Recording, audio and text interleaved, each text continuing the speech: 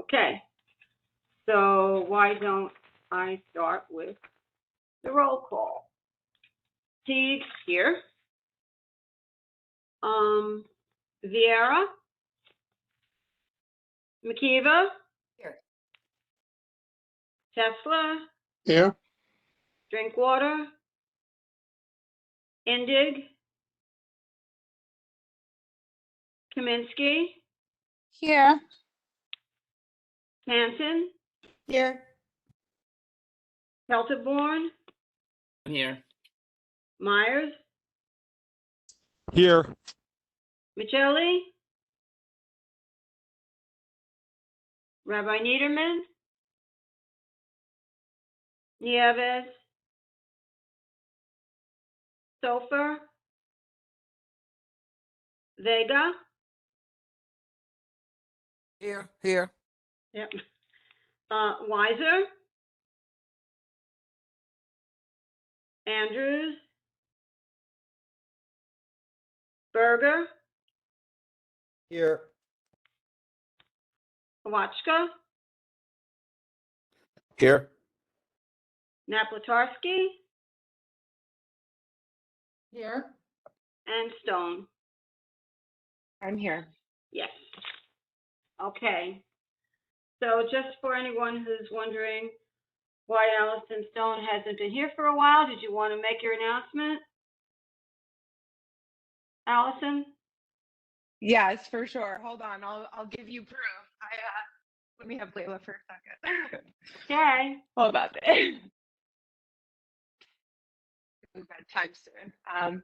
But this is your newest neighbor in Williamsburg. This is little Layla. So I apologize for not attending these meetings the past few months, but have been a little preoccupied with her. We can't see the baby. Yeah, you have to start your video again. What's the baby? That would be helpful, wouldn't it be? There we There go. Say hi, Lay. So this is baby Layla, your Layla. Welcome newest to neighbor in Brooklyn. Williamsburg. Yeah, our little Brooklyn friend. Thank Welcome. you. Thanks for the well wishes. I appreciate it. I'm back and momming hard and better than ever. So happy to be Great. here. Thanks for having me still. Excellent. Great. Okay. Hey, I see Eric is here. Eric Rusadas. Hi, Eric. I don't know if you've been to one of our meetings so far yet. Hi, Del and everybody. It's been Hey there. a while. Yeah. Yep. Anyway, welcome. All right. Thank you. So as I started explaining earlier, the second item is off because the representative for the developer wanted to meet with me individually. Joanna explained to her that my policy is that I do not meet individually with people, with developers, that they're absolutely welcome to come pre-certification, to come before the full committee. And we put them on the agenda, but they declined to come. So, Del, can I just input something here? I read that exchange, and I just have to say, just in kind of their defense, I never saw that they wanted to meet individually. And then they just couldn't make it tonight when they heard, like at the last minute, that they could come tonight. Anyway, I just want to say that because I read it differently, and I could be absolutely wrong. well, you probably didn't see the emails. Yeah, I did. Yes. There was a couple of emails that were sent to Chair Fuller because they were asking to meet with Chair Fuller and with you as well. And there was a couple of calls. That is why she mentioned that she was in contact with me asking to meet with you only. Yes, I know that. I know. So, hi.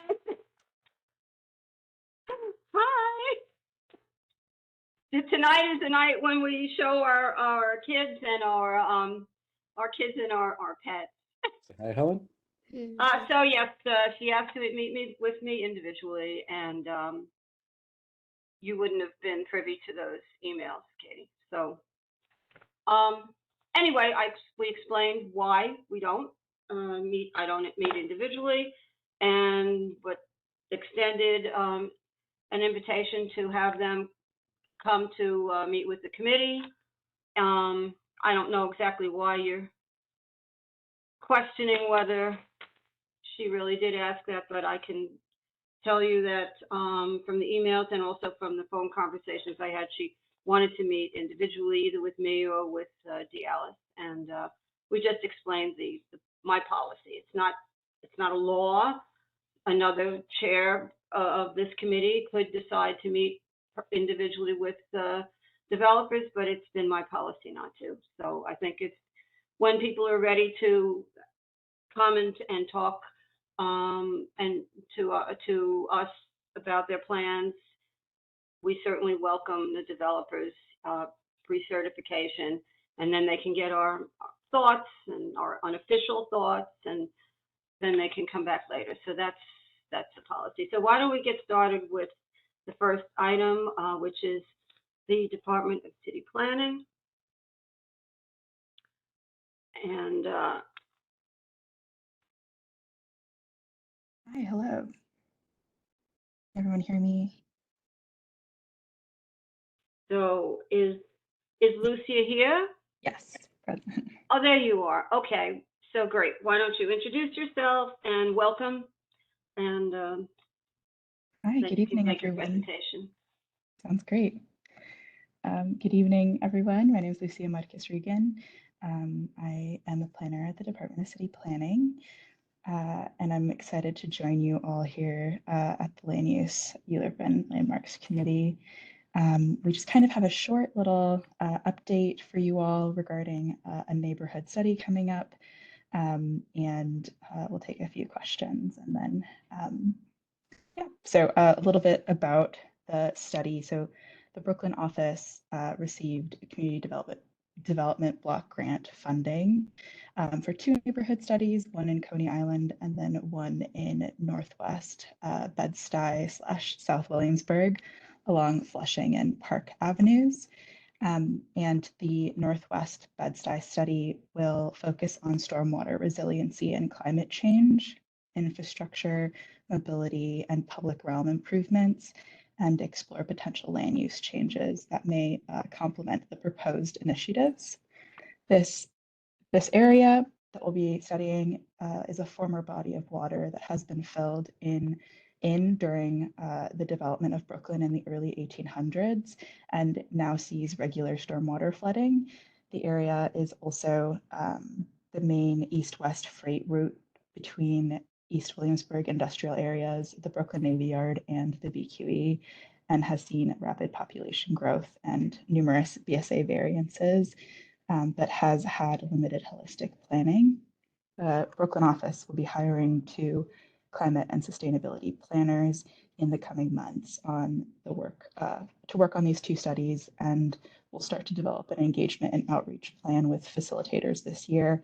And we'll work closely with CB3 and CB1, neighborhood organizations, NYCHA resident associations, and other city agencies over the next 2 years. A little short blurb, and then questions. I forgot to mention, I'm also joined by Alex Summer. Hi, Alex. Everyone can introduce themselves quick. There's not too many of us. Hi, Alex Summer, Director of the Brooklyn office, also joined by Karenza Wood, Senior Team Leader as well, she's here as well. Hi. Hi, everyone. Good to see you.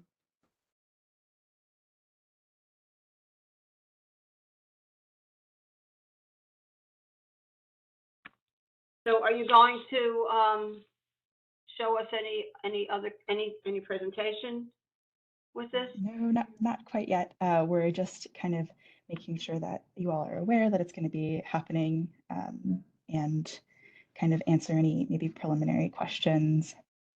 We'll be back though, definitely, with presentation. We have yet to define the exact study geography and start the kind of preliminary work. So we just want to come out early as soon as we got the grant awarded to make sure you're aware. And if you have any ideas to send them over our way, and we'll be happy to try and include them into the body of work. Does anybody have any questions or any comments? Okay, I see. Oh, yeah. Okay, So yes, so Corey and did. Steve Yeah, and Paul and Katie. So Corey? thank you so much, Del. Thank you, Alex and Department of City Planning, for the heads up. Could you, I know that you said that you haven't figured out the exact geographical area, but I wasn't sure between East Williamsburg and Williamsburg, or if it was closer to the waterfront, if you could give a little bit more detail on that. Lucy, you want me to jump in? That's great. Thank you. Okay, sure. So it's really along the Flushing Avenue corridor, and the neighborhoods just adjacent on the north and south side of it. As Lucia mentioned, Flushing Avenue used to actually be a former body of water, historically, and it fed into where the Brooklyn Navy Yard was eventually built out. And water tends to go back where it used to live, and we've seen a lot of stormwater flooding in this area.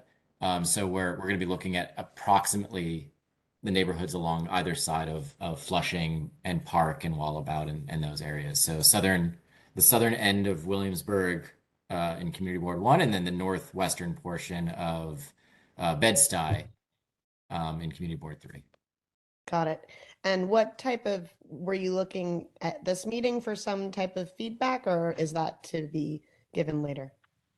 We're going to undertake a lot of outreach as part of this, so that we'll be coming back to you a lot. But if you have any initial thoughts or ideas or things that you want us to start including in the scope of work, we're happy to take that back. I think at this point, I would need to know a little bit more about how you were thinking about it. I just wanted to kind of clarify a little bit of your presence and understanding a little bit of the project. So thank you.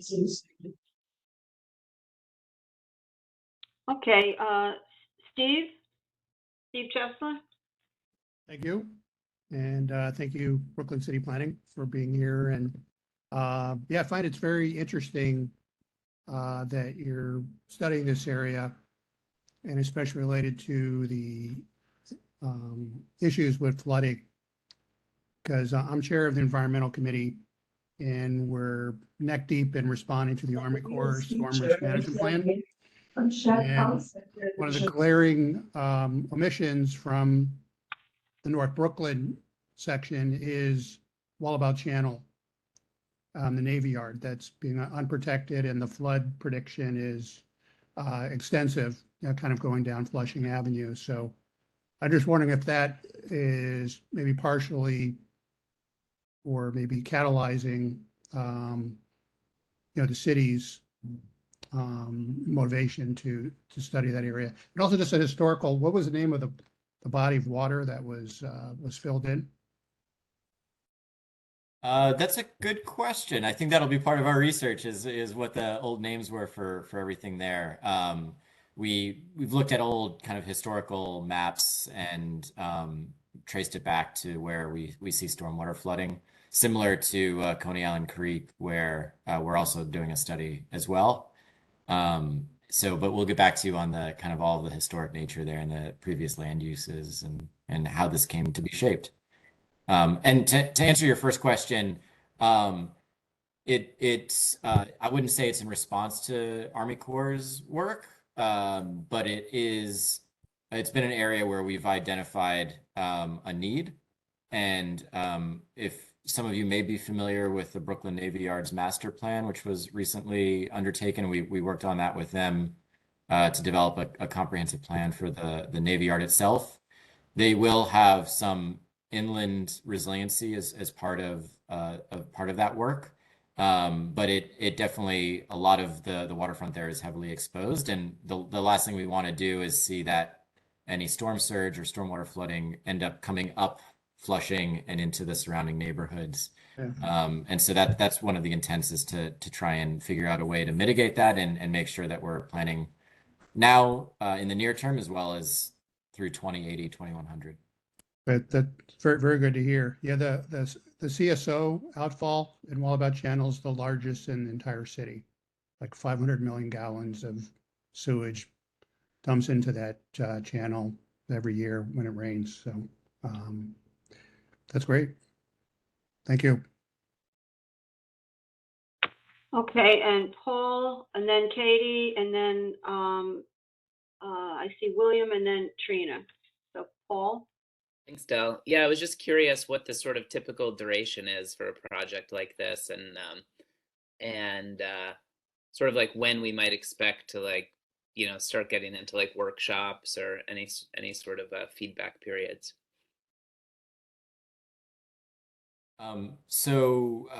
We were awarded the grant. It's 2 years to complete it.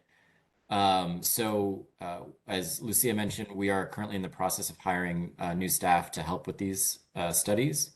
And as part of the grant funding, we requested money to do outreach and engagement processes, as well as some environmental and infrastructure analysis. So those will be major components of this work. And the idea is to think through not only stormwater and transportation, but also public realm improvements, as well as potential land use changes. As Lucia mentioned, it's trying to balance everything, understanding that not only the public realm, but private properties will need to go through some resiliency initiatives. And so thinking through all of that. So hopefully over the next year and two, we'll be talking with you guys regularly, as well as holding hopefully in-person and remote engagement events. That's terrific. Thank you.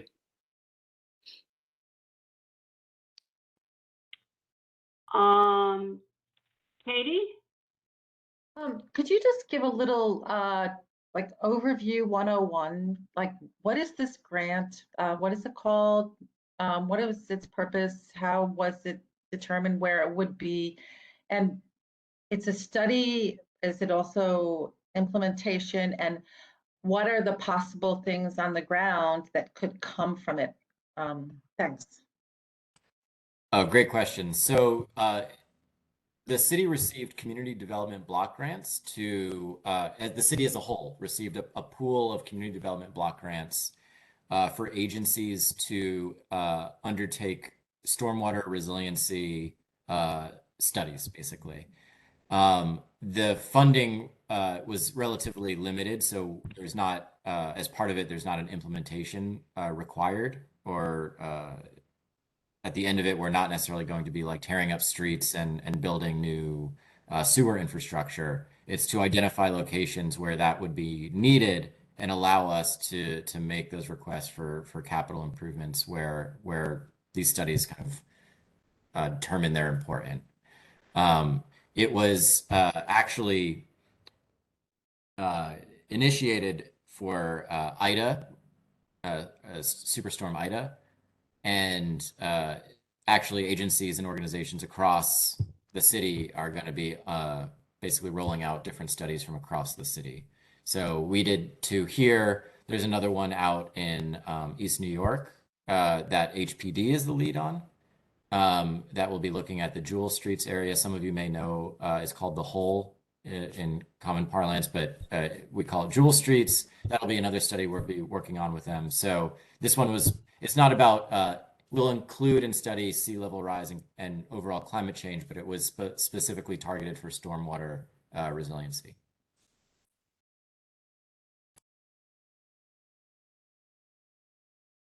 Okay, who's next? William? Thank you, Del. And thank you, City Planning, for showing up. The work you do is very important, and it's because you're seeing what could happen, how to make it better. But none of these plans are foolproof. I used to work for the city, small business services, part of the emergency response team. Even Ida, when there were certain commercial corridors that were built out so they could handle a rainstorm, they fail. So regarding the climate change, it's constantly changing. So whatever formula was used in the past don't work. And also, regretfully, well, when I was growing up in Puerto Rico in San Dulce, San Juan, my grandfather would tell me, be careful when you're cutting, an orange. The left hand doesn't talk to the right hand. I cannot tell you regretfully how many times city agencies don't talk to each other, don't talk to the state and federal. Right now, in this meeting right now, you have the chair of environmental protection, Steve. You also have the chair, Erica, of transportation. And I really hope that one thing you should take back is that we really want to be involved. And there's a lot of people here with historical knowledge and technical knowledge that can make these plans be real, not just a pipe dream. So I encourage continue conversation, but engage not just one committee, but all of these committees that are impacted when we have on storms or, heaven forbid, when the next tsunami hits us. Thank you for your time. Thank you. We'll go into any meeting that you invite us to. So happy to join as many of the committees as possible. And I have to admit, I love working with Community Board 1 because there is so much knowledge and experience here, and really respect the thoughtful comments and ideas that you guys produce. So happily join as many meetings as possible. And I have to say one thing, Ms. Wood, I worked with you in the past when I was SBS, and you were always a straight shooter. So thank you. Thank you. Good to see you. Trina. Okay, my question is a little bit off topic, just picking up on what Steve said. Is city planning getting involved at all or commenting on the Army Corps plan? And I mean, just what they're proposing for the East River shoreline in CB1 is the 17-foot walls in front of the developments. And I'm just wondering, we've worked so hard with the developers, or you guys have, to get where we are. And are you commenting, or are you just waiting to see where they get? Are you being proactive or just waiting? So we have regular meetings with MOCEJ, Mayor's Office of Climate and Environmental Justice. They're basically the lead that's been the point agency organization that's been working with Army Corps.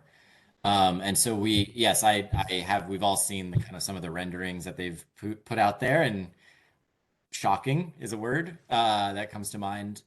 We will be providing a set of comprehensive comments as part of this.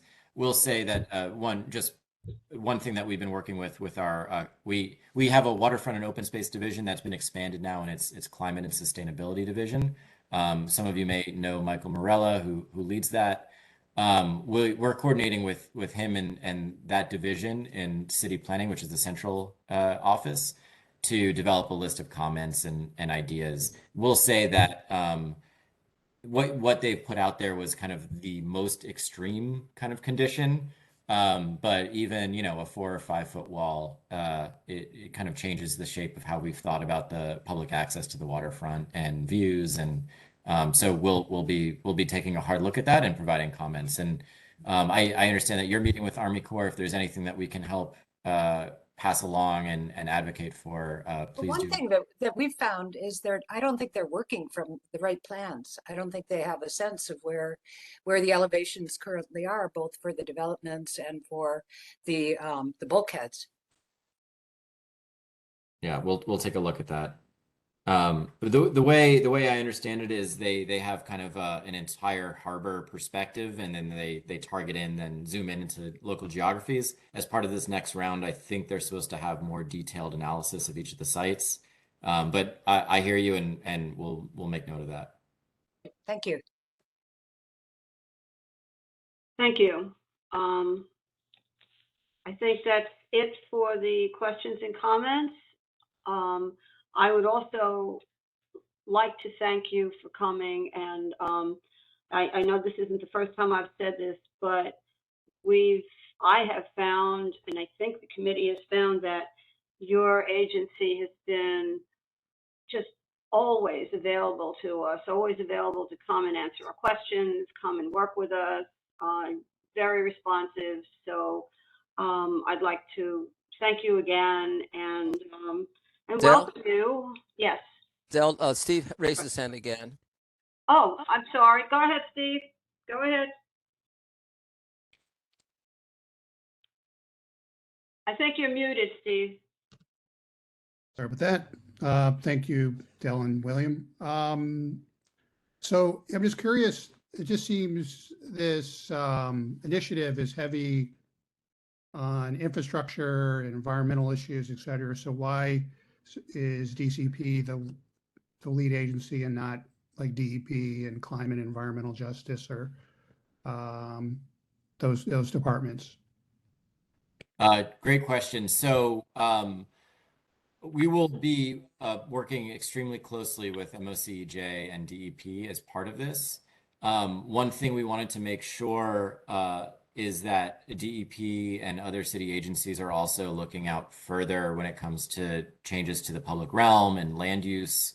And so one of the reasons why we are taking a look at this area and Coney Island is because we want to ensure that we're kind of future proofing a lot of the infrastructure plans, that we're not, that when we make kind of an analysis on the environmental side, we're thinking through all of the possible scenarios when it comes to land use changes. As Lucia mentioned, there's been a lot of BSA variances in this area.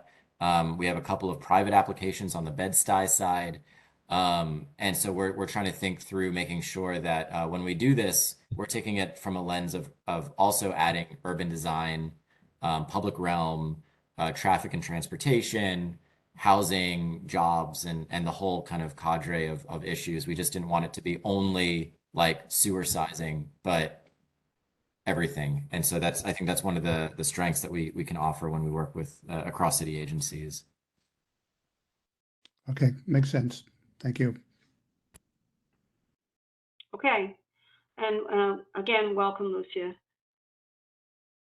Nice to, I look forward to continuing to work with you all. yes, great. So, okay.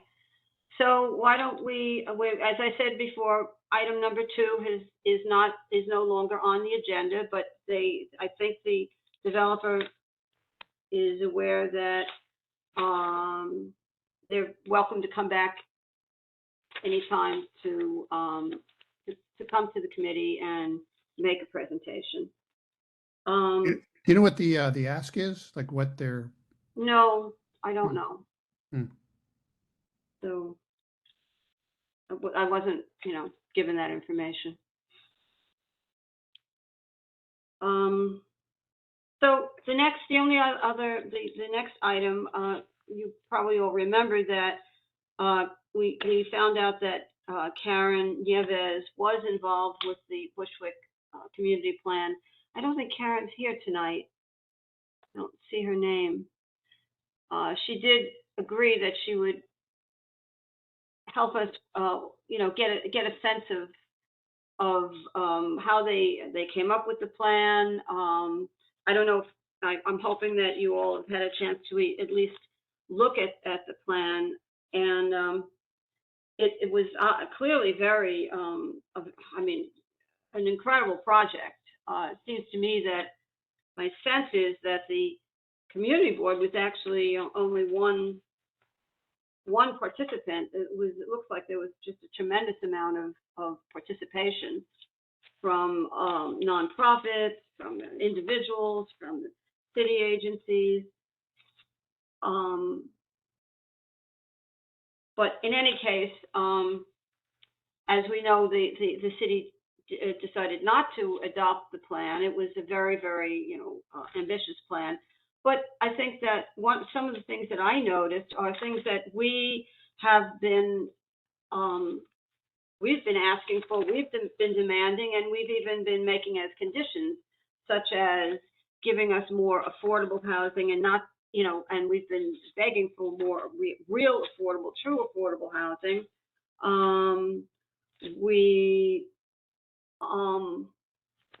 The committee really did discuss, as they did here, the idea that that we would not give up our manufacturing site to residential development. However, I'm not so sure, that obviously then the committee was divided when it came to Rivering. So that was not exactly a hard and fast commitment.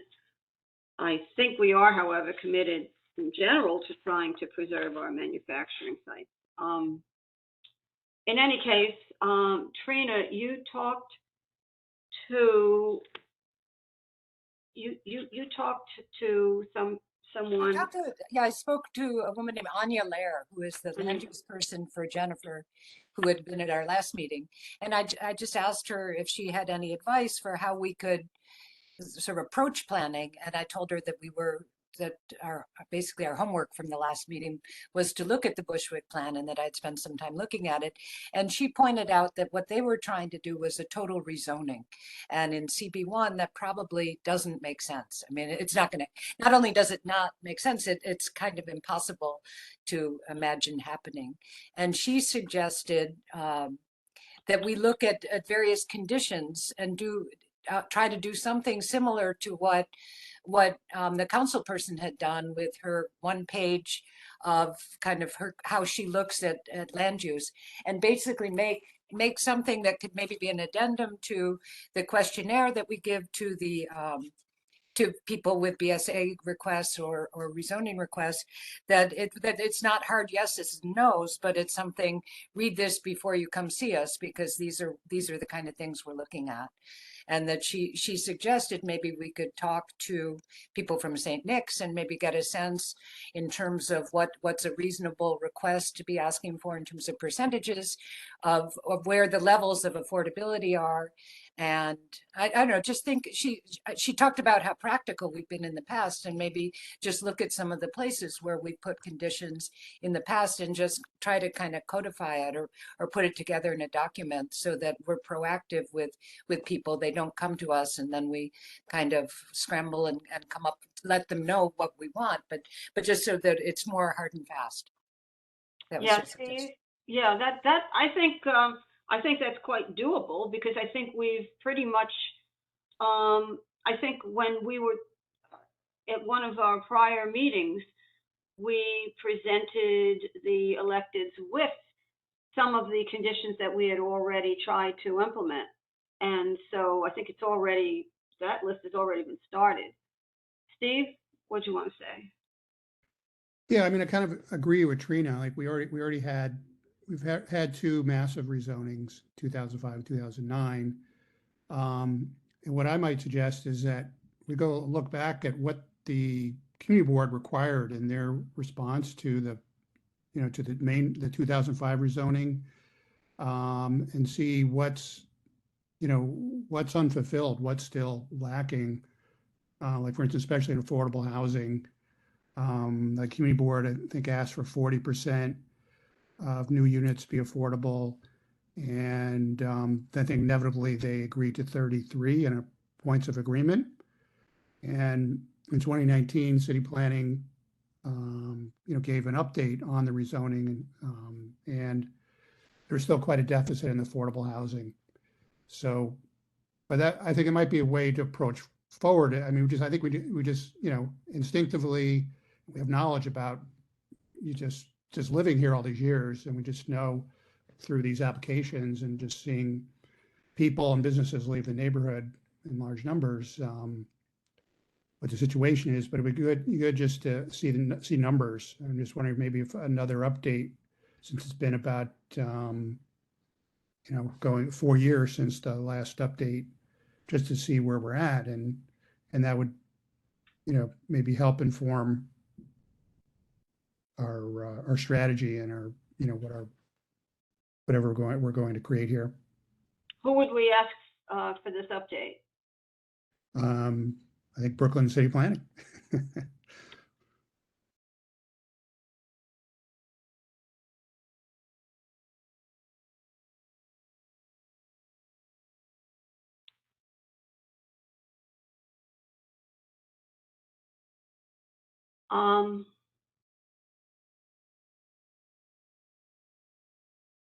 Now we can invite them back for that. I'm wondering if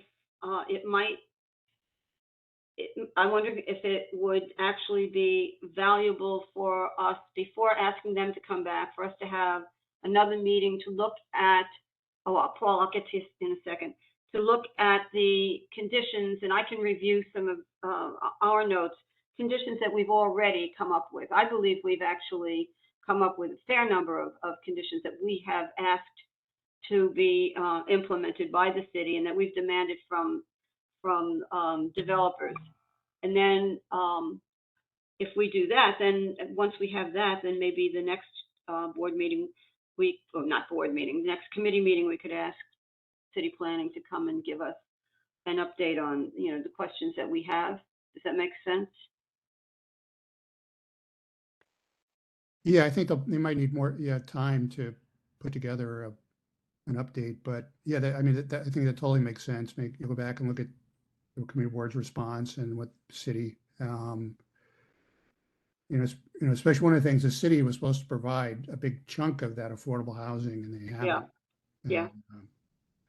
So, and I feel like with these individual zoning applications come through, we're just trying to make up for that. I feel like it's difficult, to squeeze more affordable housing out of these smaller projects. And we tried to get a big chunk out of Rivering, and looks like they got an additional 10% off-site, but it was definitely, and I'm not sure what the status of that is. Well, we can ask them about that too. Paul, you want to say something? Well, just kind of piggybacking, I guess, off of what you just said, Del.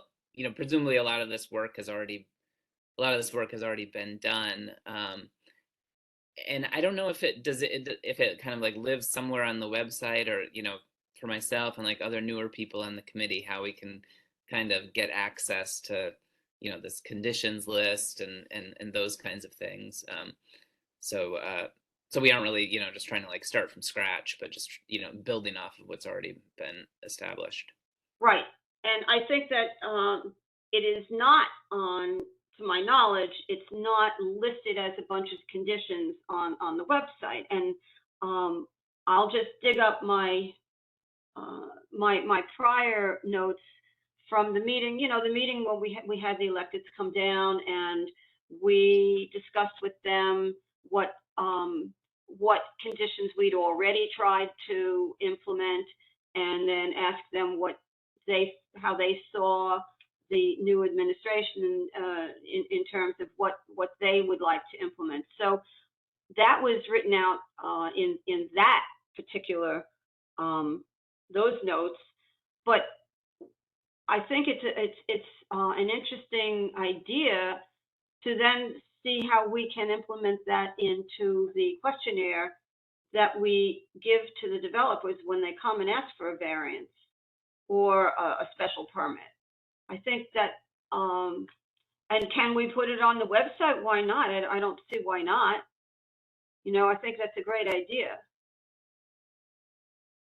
And so they're not surprised, and city planning can have this and might help them too, when they're talking to the developers in the pre-certification stage. And they say, well, CB1 has these conditions, you're gonna have to somehow deal with that and address it. And I just have I'm not normally that optimistic, but I have some optimism that the new administration, it might be more supportive of us in these in these conditions. So I guess it doesn't hurt to be somewhat optimistic. I think pretty pessimistic. I mean, I think that why we should try, right? Absolutely. I think be optimistic, put forth our goals, and if we can get ahead of it in that way, that would be great. I agree. So I'll go back through my notes, and what I'd ask is for the rest of you to also think about, the things that we've, as a committee, that we have made as conditions in the recent past. And I think we've been quite consistent, really.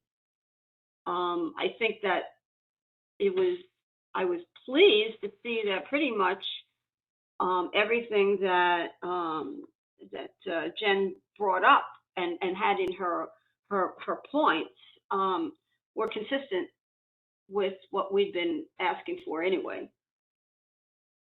So we can do that, and if we can then come back and discuss it at our next committee meeting, then we can then decide when we want to ask city planning to come back and what we want to ask from them, if that makes sense. One thing that Anya did mention too is to have a conversation with St. Nick's or with some of the affordable housing organizations here, just so that we're not kind of pie in the sky, because they kind of know what's Mhm. buildable and what's not. And maybe we can add on to what they say. It'd be a little, push it a little bit, but at least have that conversation, so we're not so that we have numbers too, or we have kind of goals for what we're looking for in terms of what the levels of affordability, and also how hard can we push developers, and can we push developers of bigger developments for more? I don't know. I think we should really figure out what's practical with what we're asking for. Practical plus. Yeah, sure. I think that, and we can always invite Frank or someone to come down from St. Nick's. Oh, excuse me, I have to let my puppy out of the room.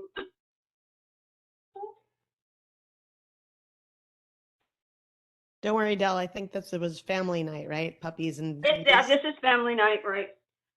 Also, if you have any thoughts about and what other organization you might want to invite, because we could do that. We could even ask them to come to our next meeting. The other person she suggested is that guy, I think he's worked with us in the past, is his name Brian Paul. He's the land use expert for the council, and he lives in our district. He lives in CB1, and she thought that he would be a really great resource for us too. Do we know how to get in touch with him? Does he work for? He works for the council. He works for the city. And I know his first name is Brian, and I think his last name, Steve, do you remember? I think it might be Paul. It's Paul, P-A-U-L. And do you know who he works for? What agency? I think he's He works for the city council. He's Yeah. the city council. Joanna, do you know about him? No, but I could get his contact, try to contact him. And she also suggested ANHD. Is that the name of the group that deal with? Yeah, the Association of Neighborhood and Housing Development. So it is. Yeah. But maybe should we split up some of this and speak individual, or do we want them to come to the committee, or do we want to individually take on chunks of this as sort of homework and then bring it back? Just trying to think how to be most efficient and to have it done quickest. I don't know. That's a good question. What does everybody think? I mean, we could certainly ask them to come to the committee and tell them that we're asking them to come and help us to understand what if they have their sense of what. I'm not sure I'm getting what you want, but what I'm thinking is their sense of what we have so far with respect to affordability, what is practical to ask for. But I think, can I just interject? Yeah, I think, but affordable housing and housing in general is huge, but with the rezoning, there was all the environmental impact categories like open space and transportation and environmental and education. I think it'd be noted to see how we're doing in that regard as well, all the, those different categories. The two parks they promised, 17 years and counting, almost 18 almost, are still not built. Fox and Bushwick Inlet. And there's something about what is it when they asked to put in a public, they put in that thing on the ground floor. What's it called? They promised. What? You mean when they asked for the extra floors for community? Yeah, that thing. And then they never put in. Oh, the community. What do they call that again? Community facility. Yeah. Community facility. That's a good question. I mean, I think that one of the I wouldn't call it a condition, but one of the policies that we have questioned as a committee is whether we should get rid of that as a means of getting extra, density, at least until there's some way of enforcing the requirement. Or having no occupancy until it's been filled. Right. or- Well, see like I that. said, that, I think that's a citywide Right, thing, and we visit it. They have no ability to Right. enforce, what's it call it, tenancy. No, Mhm. they have We- no, that's right. They have no ability to enforce whether they have met the requirement of putting in one of these facilities. Yeah, because So- we talked about this in the past. It's like it's a win-win for them. So we talked about we should even consider it because they'll get more floor space to rent out, but we're not going to get any space for the community. So Exactly. So I would- that's one of the things that I guess we have to revisit that. Maybe we revisit that again with city planning. Yeah, one quick question: is LaSource part of St. Nick's, or is that two separate entities? No, LaSource is not part of St. Nick's. So we could, do you think LaSource would be helpful also? Yeah, because they take it to South End, so yeah, and Churches United for fair housing. that's true. That's true. Do we have Arvind on the list? Who is that? Arvind, What is that? Lincoln's land use person? Is Oh, that Arvind? Is that right? I know he has somebody, but I can't remember his Maria. I had her believe hand it is raised. Arvind. Yeah. Hi, Maria. Maria, you have something to say? Yeah, I was going to comment on the borough president's comprehensive plan. It was supposed to be finalized, or perhaps it is finalized already. Maybe it would be good to bring someone to the committee to speak about the plan and what he's proposing and how he plans to implement it and how it's being, and the reception that it's actually getting throughout community boards and throughout Brooklyn agencies. So, Maria, you're talking about the comprehensive plan that someone is coming to speak to us about at the full board meeting, right? I thought they were coming to speak about the charter, not the comprehensive plan. Oh, okay. I may be wrong. It may be to talk about the charter, or it may be to talk about the comprehensive plan. Maria, you're right. They're coming to talk about the charter. Okay. Thank you, Joanna.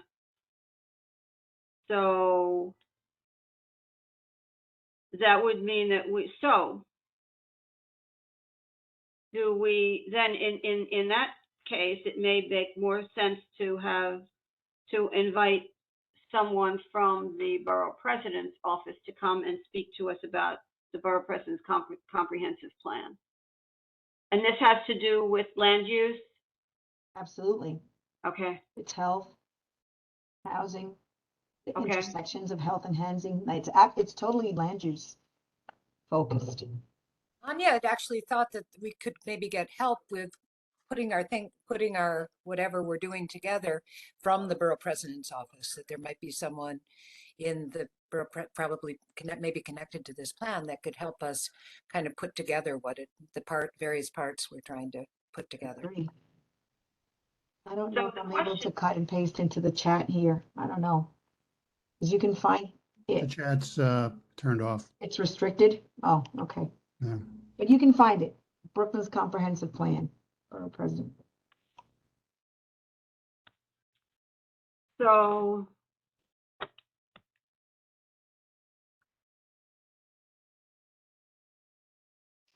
kind of what I'm thinking is, what is the better strategy to come back and meet with each other, put together a list of the conditions that we have already committed to, and also just policies that we've come up with, like, for instance, questioning the usefulness of the community facility exemptions, or the special allowances with the community facilities. Then would it be better to speak to some of these housing people before we meet with the borough president, so that we would have some sense of where we think we're at? Or would it be better to meet with the borough president's office first? Well, I think all, potentially all of them, but I kind of reiterate my point. We have really solidified what we want. Like what do we feel we need in the district? Right. Where we have a deficit. And along with that, then pursue, the research about what realistically we should ask for. But I think we should be somewhat unrealistic and really, because, we're advisory body that we can just be, say, express what we want very strongly, in very strong terms. But I also want to just, bring up one area related to these community facilities are the incentivized zone, where the tax amendments have been coming through, just with, the post-pandemic, office space situation where, we're at like 60% off of workers, coming back to offices. And just notice that developers are getting rezonings or tax amendments, and then they're flipping it or not following through on their developments, like Acme and then 12 Franklin. And then notice that one near Domino, where Villain is. Remember, they went, I think, from M3 to an M1. And I don't know if that's a dead project also. So I'm just wondering, it's just kind of an economic development question about, it's hard to predict the future, obviously, but what the viability of those zones and those zonings, and do we start thinking we got to get more housing in there if not going to get commercial tenants or light manufacturing tenants in there. A good point. What happened with Acme, Steve? Dead. They abandoned the project. Rubenstein pulled out. Yeah. Oh, Wow. So what's happening? Nothing?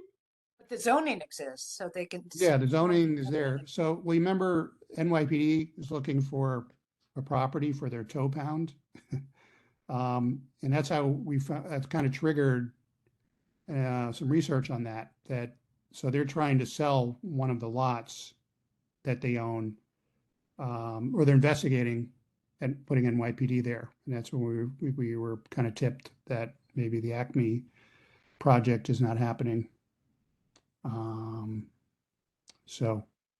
And also you got to add, at the mayor spoke, and like a lot of the office buildings, like you said, Steve, are only 2/3 filled, and those storefronts are never going to get the business they thought they were going to get. But trying to change the zoning to make those commercial office buildings into residential. And some of those property developers are also here in Brooklyn. So that aspect, I think we have to be very careful of changing the IBZ into residential, if that's what we're talking about here. Just to say. I'm just saying, I think maybe it's too soon because we're kind of still in this kind of unknown territory, just post-pandemic, with, how business is evolving, the way, companies are operating and workers preferring to work at home. And, but, I don't know how long, those lots are going to remain empty or just in their dormant state, then one might reconsider. I mean, what's going on there? We need a school in this neighborhood, relocate the MTA emergency response unit out of where Box Street Park's supposed to be. I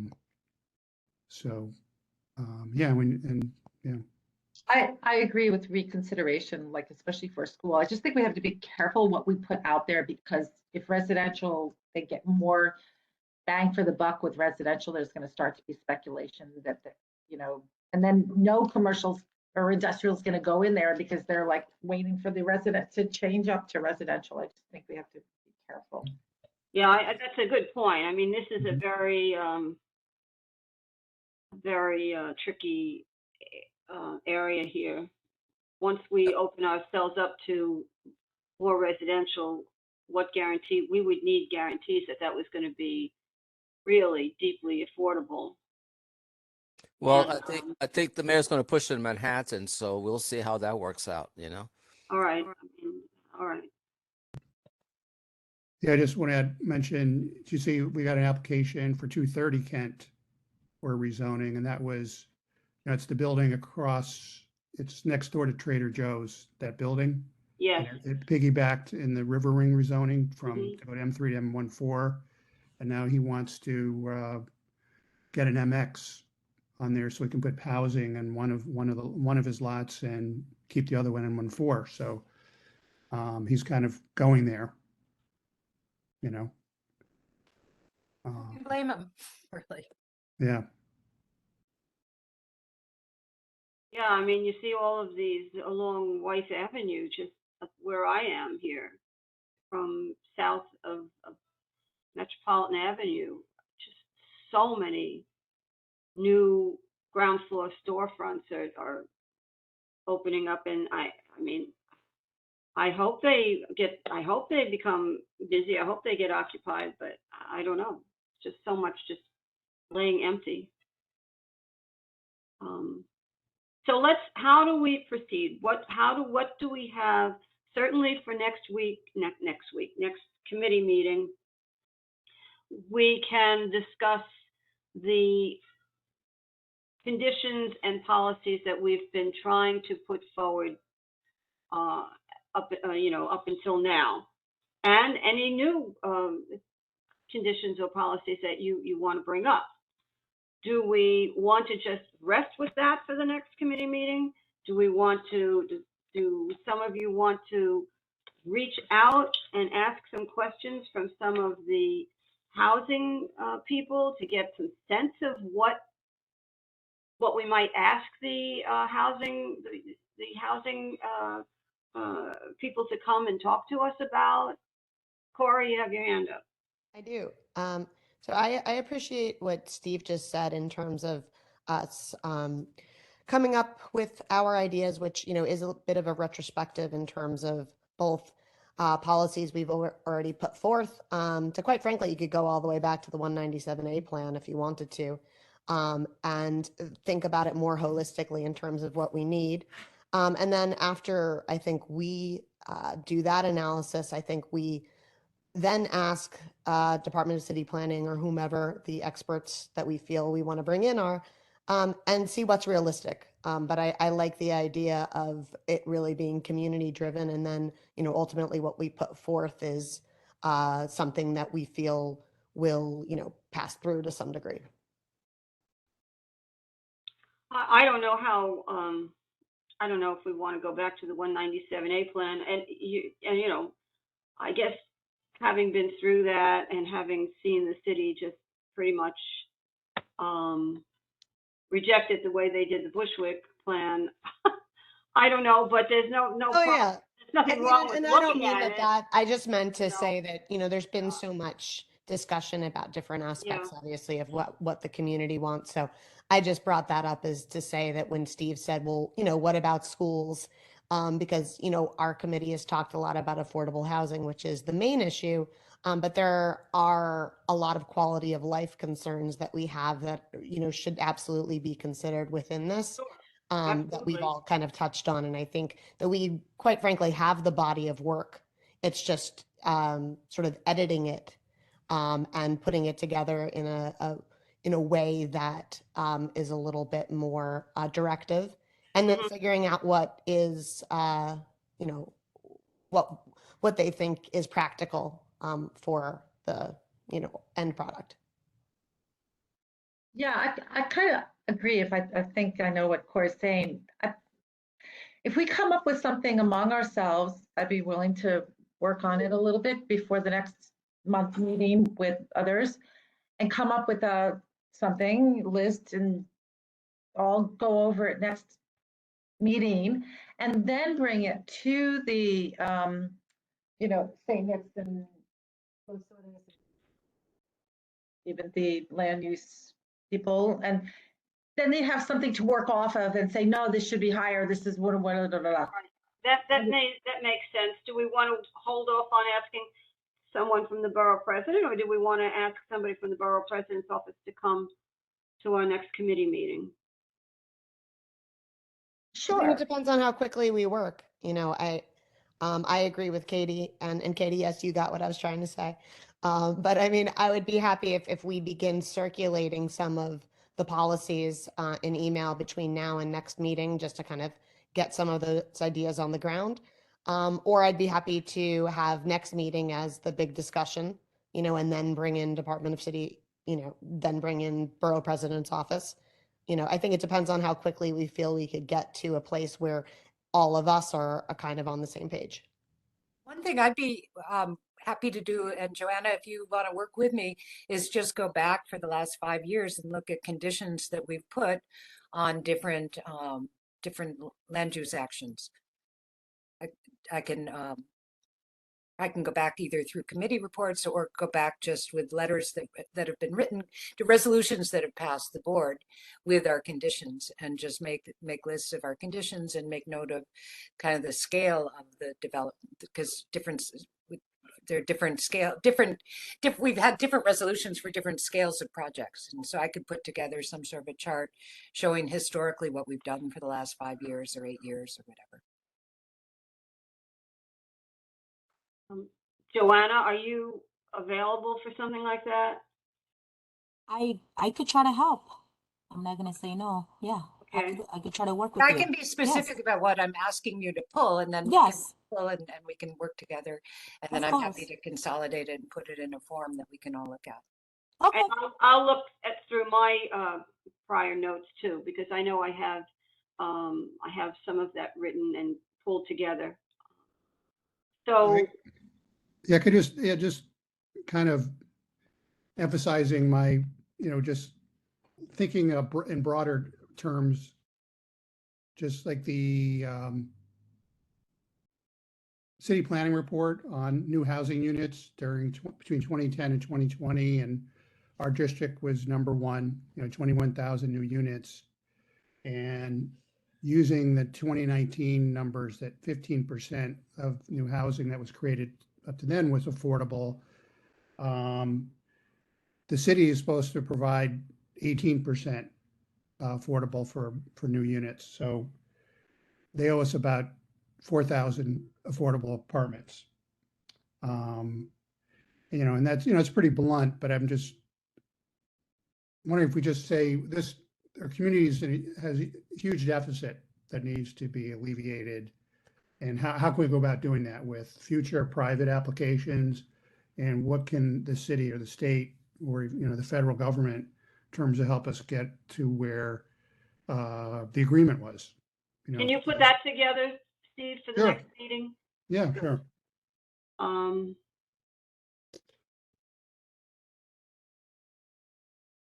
Okay. Yeah, one of the things I don't want to do is I don't want to put too much on our agenda so that we don't really get a chance to really hash this out. I don't know what applications we might have on our next month's committee meeting. So maybe it is a good idea to just work together. Yes, we could have group emails over, for the next couple of weeks, putting things together. I'll look up what I have. I'll, put together what I have. It'll certainly overlap with what you wind up getting, Trina, but there's no problem with that. And Steve, if you can put together whatever you have, if anyone feels free and wants to talk to some of the people from the affordable housing group, just unofficially, you may want to do that. Just if you feel comfortable reaching out to them, and that's some information you could bring back. That's a thought I have. Just unofficial. That may be a little bit premature because they're all good organizations, but they're all competing for their area to get the housing, So I just don't know about the politics involved. That doesn't mean that they can't provide an unbiased opinion about what's going on and provide suggestions as to, what to look forward to. Right. I think the questions that we're talking about, I think, William, are just the kinds of questions of what have you seen that we've gotten from the city with respect to what we were promised. What are the percentages, let's say, of affordability, green space, and other amenities? What do you think is what have we gotten percentage wise? Do you have any opinion on what's practical? Now, in terms of what's practical, I think that certainly we can, to some extent, take some of it with a grain of salt, because some agencies might be more willing to give in, more than others. But that's okay, if we get some agencies might say, oh yeah, we should ask for 40%. And other agencies, if we feel like the other group is going to suggest that we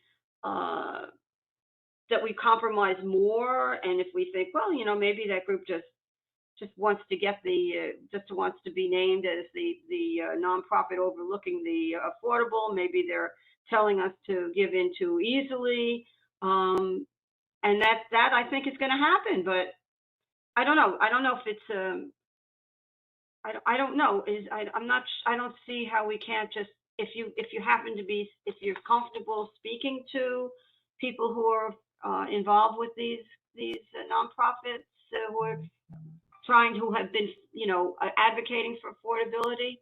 I'm not sure it's a bad thing this is my opinion, now please speak up, but I don't know if it's a bad thing to just ask them if they have a sense of what have we gotten, where do we stand with respect to the housing, the schools, the open space.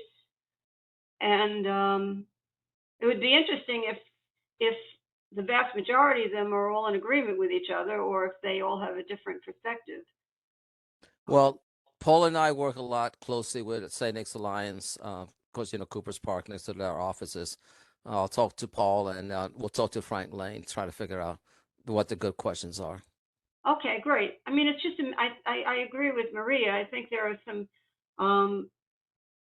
look, I hesitate to call any question objective. There's always a subjective aspect to questions, but these are questions. These are just kind of open-ended. What do we have so far? What has your experience been as to what's practical? And I also agree that we shouldn't be afraid to ask for more than what is quote unquote practical, because I think we always have to expect that people are going to try to get us to lower whatever we've asked for. It's just kind of human nature. So well, it gives the council people wiggle room too to negotiate the final deal. Exactly. Absolutely. So I think there's nothing wrong with that. And then we can meet next time. And yeah. Del, if I may, Sure. are you familiar with NYSAFA? With who? NYSAFA. No. So they're the New York State Association for Affordable Housing. And they have folks that come out to talk to community members and, legislators. And they represent the affordable housing industry. They advocate on behalf of affordable housing. They advocate on behalf of lowering AMIs in certain areas, where actually most often advocate for lowering AMIs in most areas. So I think that perhaps that's an entity that you would want to reach out to.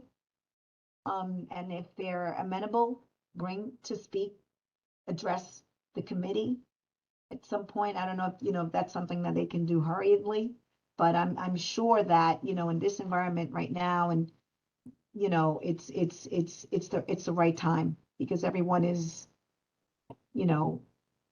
is like doesn't really know.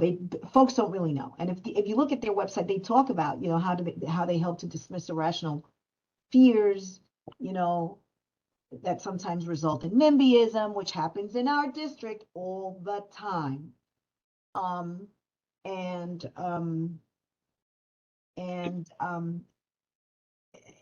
mean, I think it's not just NIMBYism, but a lot, land use and many of the issues that are discussed here, and many of the concerns that I hear and that resonate throughout the affordable housing industry. And as I said, William, when it comes to advocating on behalf of affordable housing, I think that most of the nonprofit organizations that develop affordable housing have a clear understanding and they're in agreement as to what it is that we need in the city of New York. So you're not going to find competition in terms of that, but what you're talking about, that's something else. Applying for, RFPs, that's a different story, but that's not what you're bringing them for. You bring them to speak about their experience, Right. and, their trepidations, their concerns, and the challenges and their achievements. Right. I agree. No, give me the initials again. NYSAFA, NYSAFAH. Oh, okay. Is Rabbi here? Rabbi's here. Is he here? Rabbi is here? Yes, he is. Rabbi Niederman, is he? Are He's you? here. I'm here. Okay. I hear what my co-chair has to say. I'm watching her. She shouldn't say anything wrong. I'm not saying anything wrong. If anything, it's to add benefit to this conversation, because these are people that are leaders in this industry, and this is what they do all day, every day, is advocate on behalf of affordable housing. Are they a nonprofit also? Yes, they are. Thank you, Maria. I appreciate you. I appreciate you too, William. I really do. Okay, so would we? I mentioned your name, Rabbi, because I felt that you would perhaps be familiar with NYSAFA. No, I don't know the organization per se, no. Okay. I heard of them, a good reputation, wonderful reputation, but I don't know them personally. Gotcha. Would they be included in the meeting, like for instance, the meeting we have with St. Nick's, or do you think that they should be dealt with separately, Maria? Oh, no, they could be included. Okay. I think St. Nick's is a member of NYSAFA. Okay, great. So, okay. Rabbi, thank you. And Rabbi, my apologies for not making it on time for the housing meeting. So let me say, But if I still have time to vote, I'm voting for it. Okay, in order to make up for that, you will have to present at the full board. Oh my God. That's a taskmaster.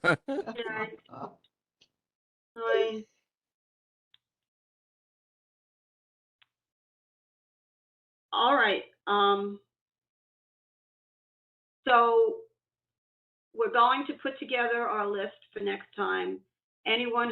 Some of you, whoever, whatever committee member feels free to ask some of these questions to just unofficially to any of the affordable housing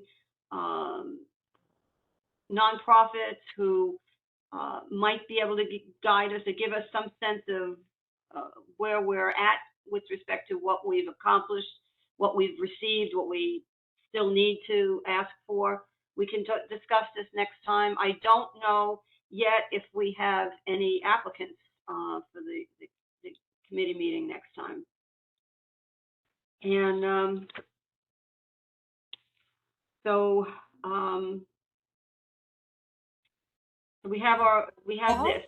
Yes. Well, you have one that's Okay. sent at the full board. Okay. Yes. Okay. Do you know which? Can you tell us which one it is?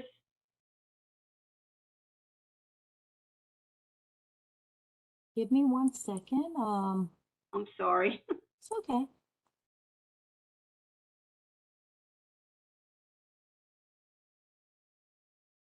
Uh, 136 Franklin Street. Okay, I don't know if any of you know this. Anyone familiar? Well, we'll be familiar after the next board meeting.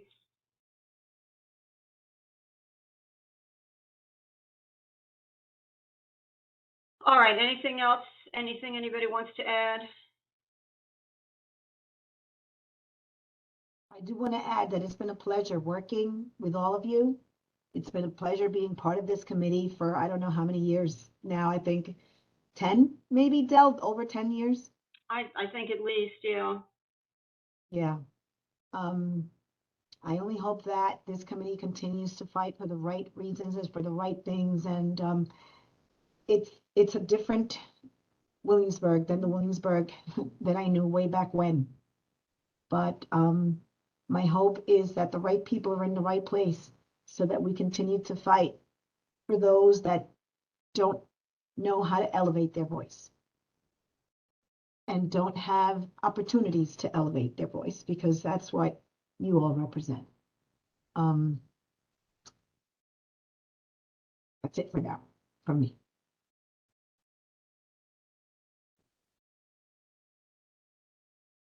It's amazing, Maria. I'm with you 1,000% on that. And really appreciate you being on the board and the committee, bringing your experience and your insight to everything that we're doing here. So. I echo those sentiments as well. And I want to echo, as this is my second term, how much I've learned from all of you, and I will continue to learn from all of you. And we will continue to do the good fight, and we will win a good share of our battles. Thank you. Yeah, well, I hope you know, Maria, that I really appreciate your input and your involvement and just your being there, you're being a part of us. Yeah, I can't really say anything more right now. Is Maria leaving? Did I miss something? Sorry. Is Maria leaving? I'm up due for reappointment for application for reappointment on February 14th, Valentine's Day. Wonderful day. Much love to you. Much love to you. Yeah, much love to you all. Happen. Yeah, it'll happen. I'm not seeking reappointment. Oh, you're not. Oh, I I'm am not sorry. seeking reappointment. I am not. Okay. Oh, we'll miss you. Yes. Hey, that doesn't mean that I'm going away. I'm just not seeking reappointment. Okay. I mean, there are folks that are listening in, right? That, their opinion is valued as well, although they're not necessarily officially members of the board. Well, okay, now that you've mentioned it, then I can say more. Maria, I really wish you would reconsider. I really wish you would. I understand, and you have every good reason to not re-up, but I don't know if it would make any difference if you didn't have to be on as many committees. I just wish you would consider that possibility before you make your final decision. I just want to say that I wanted to just say this because I wanted to give the respect to all of you and tell you, but seriously, Listen. I'm not looking for you guys to try to, please. Maria, you don't do that without consultation with your rabbi. This is totally unacceptable. It's null and void. Maria, I just got to say, I've always, from the first day I attended in-person community board meetings, they've always been the heart and soul of the community board. So even though you may not be a board, I mean it. I've had serious conversations. I will track you down when I need to. Who's paying this guy?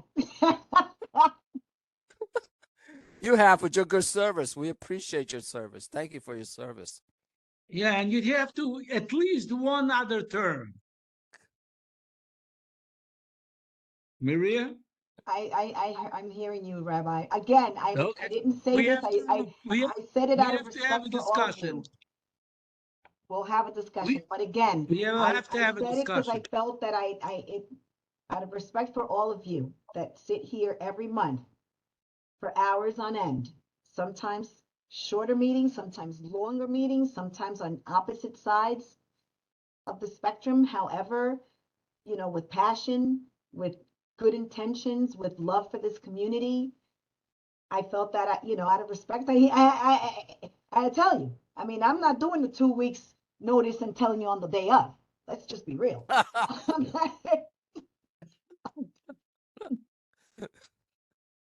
But, Hallelujah to that. but, Yeah. it's not for you. I sincerely, I thank you. I thank you. I thank you for your words. I thank you for your kind words. But sometimes we come to places in our lives where we feel that it is time, to move on and to allow someone else to come in with a new, fresh perspective. Not that my perspectives I don't think are valuable, but Too young to retire. Too young to retire. I'm not retiring. I have bills to pay. I can't afford it. Well, I don't feel that we need. I think that your input is extremely valuable. I don't personally feel that it's going to be a good thing for us, so that we can have new people coming in. We have new people coming in. We have new perspectives. I don't know what to tell you. I'm really sad. Don't say I knew, more, I Del. knew, You're I knew making me about this feel before the bad. meeting, so I didn't, what can I say? I appreciate it. I appreciate all of your words. I really do. I sincerely, from the bottom of my heart, do. I do. I really do. I know. And I told you, Del, this is something that Maria has to do for Maria. I know. I understand that, and I understand it. Which Maria? Which Maria has to do something for which Maria? Well, I don't know, Rabbi, but if you had, anyone that's ever seen West Side Story has to ask themselves that same question. When Tony runs down the street yelling for Maria and only one window opens, I've asked myself that question. How does that happen? We all love you, girl. We all love you. Yeah, it's true. It's true. Thank you all. I'll be at the full board. Okay, good night. Don't forget to keep your promise that you'll talk to me, yes? I will talk to you, Rabbi. I promise. Respect for the elders. Hey, I turned 60 at this point, and again, I have to respect myself. Okay. 60? You look great, girl. Thank you, Will. I would never, I always thought you were in your 40s, so you look great. You guys, Thanks, my I kid swear. is here for dinner. I've got to go. Don't mistake this guy. All right, thank Good you. night, Thank everybody. you. Good night, everybody. All right. Thank you. So I guess Rabbi, I'll call you. Okay, we bye-bye. can call it a night. So Yes. good night, everybody, and Good thank night, you. Good night. everybody. Good night. Buenas Thank you noches. all. Good night. Good night, everyone. Good Bye-bye. night. Good night. Night.